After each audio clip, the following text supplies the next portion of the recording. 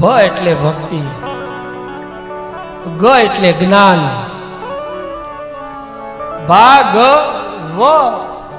વ એટલે વૈરાગ્ય. ભક્તિ આવે ને તો જ જ્ઞાન મળશે. ધ્યાન દેના, એકડો આવડી ગયા પછી બગડો આવડે. પેલા એક સીધો બગડો ન શીખાય.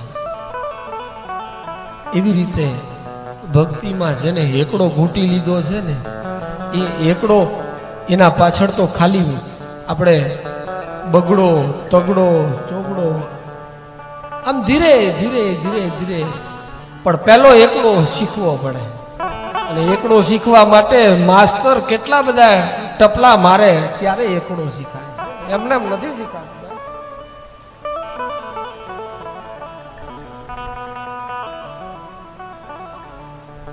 એટલે ભ એટલે ભક્તિ, ગ એટલે જ્ઞાન, વ એટલે વૈરાગ્ય. ભક્તિ આવે ને તો જ્ઞાન આવે, અને જ્ઞાન આવે ને તો જ માણસ, જ્ઞાન એટલે સમજણ. જ્ઞાન મળે તો જ માણસને સમજણ મળે, તો જ વૈરાગ્ય ઉત્પન્ન થાય. નહીતર વૈરાગ્ય કેવું હોય, શમશાને ગયા હોય એટલી વાર, ઓહો ફલાણો ભાઈ બહુ સારો હતો, આપણે આમને આમ જતું રહેવું છે. પણ એ કેટલી વાર? શમશાને હોય એટલી વાર. ત્યાંથી બારે નીકળ્યા પછી તો તરત ચાલુ થઈ જાય ફલાણાની દુકાન ને નીકળવાનું. આ વૈરાગ્ય નથી.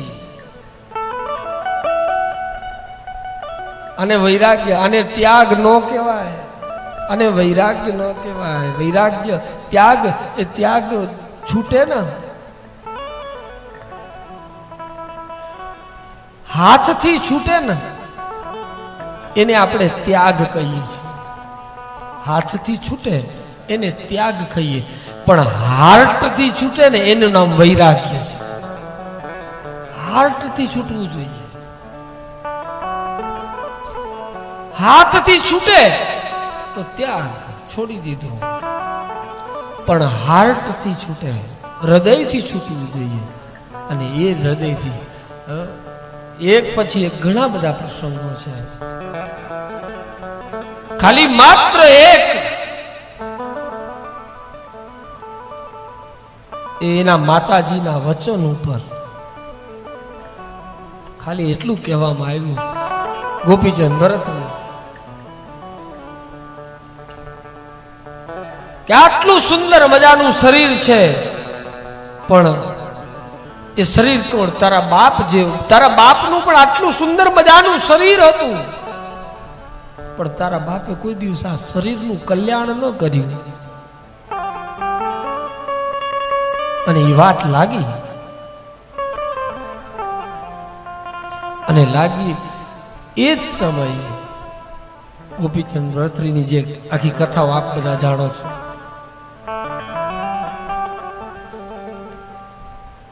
અને એ વૈરાગ્ય કોને કહેવાય?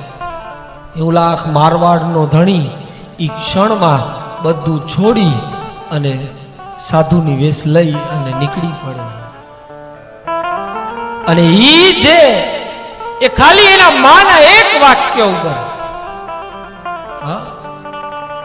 આટલું સુંદર પરમાત્માએ આપણે શરીર આપ્યું છે તો શેના માટે?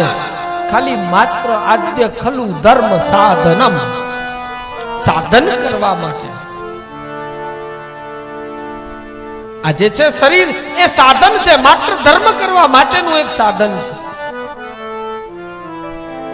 સુંદર મજાનું પરમાત્માએ સાધન આપ્યું છે, પણ એ સાધનનો આપણે ઉપયોગ કેવો કરીએ છીએ? એ સાધનનો ઉપયોગ થાય છે જેમ તેમ વેડફી નાખીએ.